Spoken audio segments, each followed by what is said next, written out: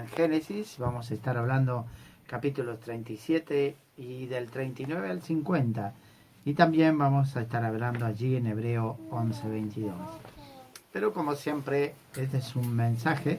Vamos a difundirlo aquí, tal como está aquí, por el pastor Sam Chorba, en el nombre de Jesús, para que todos puedan abrir el corazón. Y realmente le pedimos que ese corazón sea tierra fértil, para que realmente puedan recibir de la palabra y esa semilla caiga ahí y realmente no la dejes que ni las aves, ni los abrojos, ni los pedregales puedan ahogarlas. En el nombre de Jesús, consérvala. Amén. Bueno, aquí dice, amigos y amigas de Radio América, bienvenidos y bienvenidas. Un programa espiritual de la Iglesia Esperanza de Cristo. Hoy queremos compartir con ustedes un mensaje de esperanza y aliento. Y lo haremos hablando de algunos gigantes de la humanidad que son su vida y ejemplo en su testimonio universal, válido para todos los tiempos y todas las épocas. Por la fe, José, todos conocieron, ¿verdad? José, al morir mencionó la salida de los hijos de Israel y dio mandamiento acerca de sus huesos, Hebreo 11:22. En Génesis 3 encontramos el pecado de los primeros humanos, Adán y Eva. Dios había creado al hombre para que éste viviera en amistad con Dios y en unión con su pareja. Dios dijo, ustedes pueden comer de todos los árboles del jardín, pero no pueden comer del árbol del conocimiento del bien y el mal. Pero nos dice el relato que entre los dos primeros humanos se interpuso ¿quién? El tentador, que con mucha astucia los extravió del recto camino con un discurso muy hábil y sutil. La serpiente, que representa a Satanás, preguntó si era verdad que Dios le había prohibido de comer de los frutos de todos los árboles. Eva dijo que no. Dios solo prohibirá de comer del árbol del conocimiento del bien y el mal. Pero el tentador astutamente retrucó que si comieses de aquel árbol, no solo no morirías, sino que te volverías igual que Dios, o como Dios. Y ellos, ingenuamente, pusieron su fe en el tentador, más que en el Creador. Así empezó la historia de la caída del ser humano, que, por querer hacerse conforme su cabeza, se alejó de Dios, de sí mismo y de los demás. Las consecuencias de este pecado llegaron hasta nosotros. La perversión del discernimiento de lo que es el bien y el mal acompaña desde entonces a la humanidad y dificulta nuestras elecciones en la vida. La humanidad que quiere construirse sin Dios solo acaba perdiéndose y errando su rumbo. Hoy todavía muchos quieren vivir según lo que le da la gana, sin escuchar a quien tiene más experiencia, que, conociendo mejor a la vida, puede dar orientaciones preciosas que formarse y crecer de manera armoniosa. Nuestro mundo está fundado, como decía un autor antiguo, sobre aproveche la ocasión, es decir, procure obtener la máxima ventaja con el mínimo esfuerzo. Muchos quieren todo y luego, sin entender que para que la vida sea exitosa es necesario mucho trabajo y mucho sacrificio. Si queremos alcanzar algo de bueno, hay que prepararse. Un joven, para lograr un buen trabajo, realizar sus sueños o alcanzar sus metas que se propuso, tiene que prepararse con seriedad, estudiar, vivir de manera ordenada y con valores.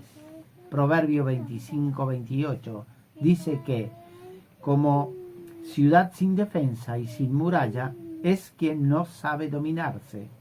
Es decir, no podemos vivir sin rumbo y metas claras, porque muchas son las tentaciones que nos quieren desviar del recto camino.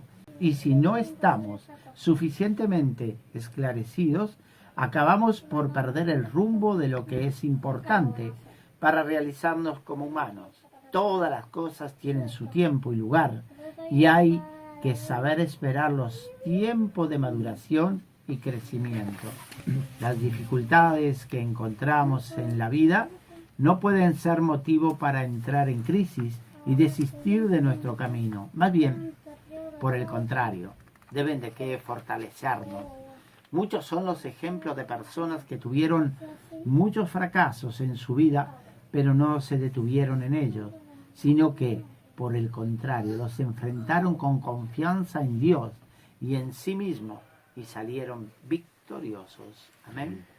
En la Biblia, por ejemplo, encontramos la figura emblemática de José. Esto, como leemos, era el hijo más joven de Jacob, tanto amado por su padre y tanto envidiado y odiado por sus hermanos paternos. Estos pensaban en matarlo, pero por intervención de Judas, que convenció a sus hermanos que no lo mataran, resolvieron venderlo a los medianitas, mercaderes, que hacían ruta por aquel lugar. Estos lo vendieron a Potifar, oficial del faraón, que lo puso como siervo en su casa. Pero dice el texto que Dios estaba con él y lo bendijo grandemente por sus buenos servicios en casa de Potifar y por ser muy bendecido por medio del trabajo de José.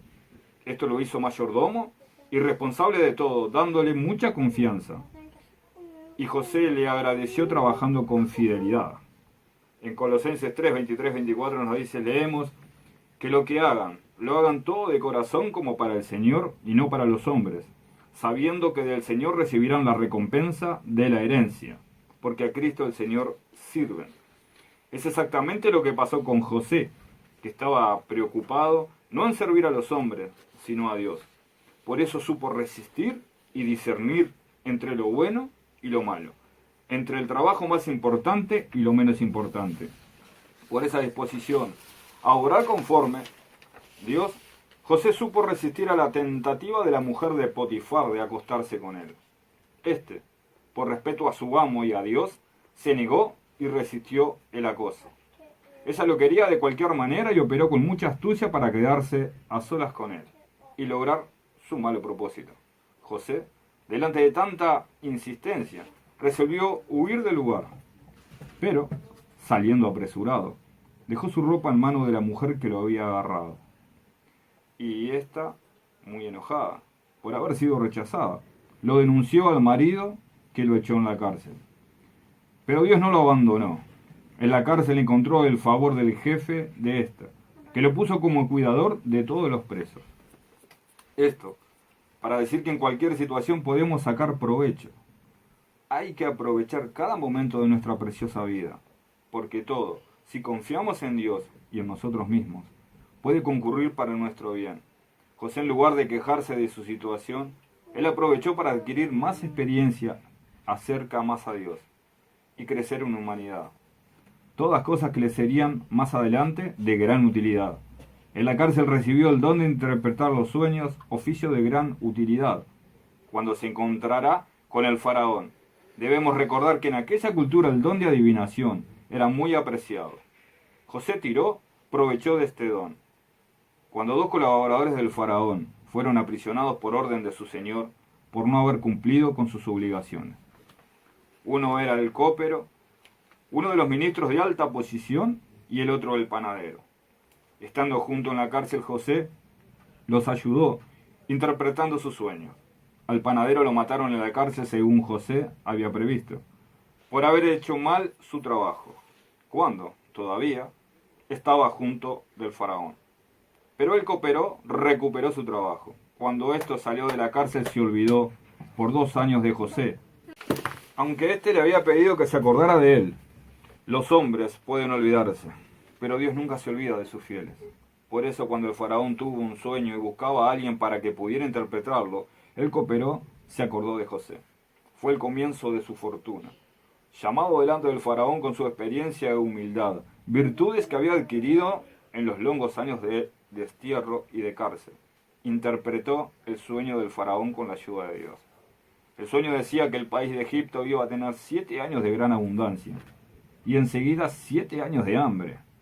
José aconsejó al faraón que aprovechara de los años de abundancia para guardar comida y así enfrentar los años de hambruna sin excesivos problemas. Además, le aconsejó a que pusiera una persona sabia y preparada para que administrara esta transición de un periodo al otro. Génesis 41-34. La lección cayó sobre él mismo. José, que se reveló un administrador experto y generoso. José hizo el trabajo con mucho esmero. Solo cobró el 20% de impuestos, que era algo más que razonable, porque no cargaba mucho en las espaldas de los trabajadores más pobres, pero lograba lo suficiente para guardar comida para los años difíciles. Con su sabia administración, José logró, por un lado, enriquecer y mucho a Egipto, que se tornó una gran potencia regional, y por otro, evitar el descontento del pueblo con excesivas cargas tributarias. Josué se entornó un hombre muy poderoso. Durante la hambruna, él compró para la administración central todas las tierras, y cuando llegaron tiempos mejores, Josué se las arrendó al pueblo para que la trabajara, cobrando el 20% de la producción y dejando que el restante 80% se quedara en las manos de los trabajadores, para que sacaran de ella las semillas para la nueva plantación y lo que era necesario para el sustento de sus familias. Génesis 47, 23, 26. Vale la pena recordar que las naciones vecinas cobraban a sus trabajadores en impuestos más del 50% de su producción. Esta diferencia nos dice la capacidad que José tenía para administrar teniendo en cuenta las necesidades de todos, logrando mantener al mismo tiempo la paz social. Analizamos la vida de José para decir que en la vida, pase lo que sea, siempre podemos recuperar nuestra dignidad. Josué pasó por muchas dificultades, pero no perdió ni la fe en Dios ni la fe en sí mismo. Y aprovechó para aprender en todas las situaciones por las cuales pasó. Esto le sirvió para el tiempo en que fue llamado a ejercer gran responsabilidad en la casa del faraón. José nunca se quejó de su situación, ni de las dificultades que encontró. Siempre procuró hacerlo mejor a donde estaba, sea fuera libre o sea preso. En la historia humana encontramos muchos otros ejemplos de personas que pese a sus dificultades supieron revertir su posición y ascender de manera victoriosa para contribuir con sus experiencias y sabiduría para el bienestar de su pueblo y de la humanidad entera. Podemos recordar, por ejemplo, a las figuras de Mandela y de Gandhi. El primer pasó 27 años en la cárcel, pero no se quejó vencer ni por el odio ni por el desespero. Aprovechó de este tiempo para formarse, para mantener su espíritu libre y despierto, y cuando salió, dio una gran contribución para la paz social de África del Sur, su país natal, que tanto sufrió con el problema del apartheid, es decir, la división social entre negros y blancos. Él fue el primer presidente negro de su país y mucho ayudó para la emancipación de los negros. El mismo se pasó con Gandhi, que luchó sin armas, con el uso de la resistencia no violenta contra la corrupción inglesa y por fin logró la independencia de su país, la India. También toda su vida fue un himno a la paz mundial y a la paz en su tierra natal. Aquí se opuso firmemente a la división que había entre hindúes y musulmanes, y por eso acabó entregando su vida por mano de un hindú inconformado con su mensaje de paz y unidad nacional, que lo mató a balazo en 1948. Ejemplo de grandes figuras de seres humanos que en nombre de Dios y de los hombres lograron contribuir para el bien de la humanidad. Amigos y amigas, concluimos esta meditación citando Génesis 37, 1 a 36 y los capítulos de 39 hasta 50, donde es narrada la historia de José. Este, por su fe, dio una gran contribución al camino de la humanidad y es un gran ejemplo para los creyentes de todos los tiempos. En Hebreos 11:22 leemos que por la fe supo que los judíos iban a volver a su tierra natal llevando a sus huesos. Esta es su obra más excelsa, más importante que todo lo que hizo para el bien de Egipto y de su familia. Esto vale también para nosotros. Por la fe en unión con Dios podemos hacer cosas grandes. No importa si tenemos muchos o pocos recursos humanos o materiales. Lo más importante es que caminemos juntos y que compartamos con los demás algo de nuestra humanidad, como una palabra de aliento, una sonrisa, un tiempo para estar con alguien que pasa por dificultad o necesita de ser escuchado. Dar y recibir de nuestra humanidad y nuestra fe vale más que todo, porque al final de nuestra vida deberemos responder no por nuestros títulos honoríficos o nuestra posición social, si habremos acumulado muchos o pocos bienes, sino sobre lo que hicimos con nuestra fe. Por lo tanto, no nos preocupemos de mantener o perder lo material si tenemos buena o mala salud, sino de vivir en la fe y caminar agradando a Dios y haciendo su santa voluntad.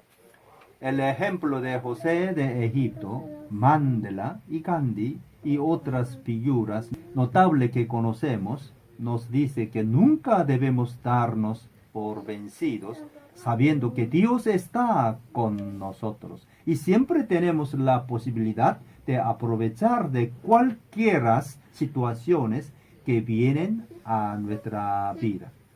Les deseamos una buena semana de paz y amor en Cristo. Los saludamos Orlando López, Gustavo Castro, Andrés Suárez, Daniel Sánchez y San Osón. Hasta el próximo domingo y que Dios los bendiga. Bueno, hermoso mensaje, estamos aquí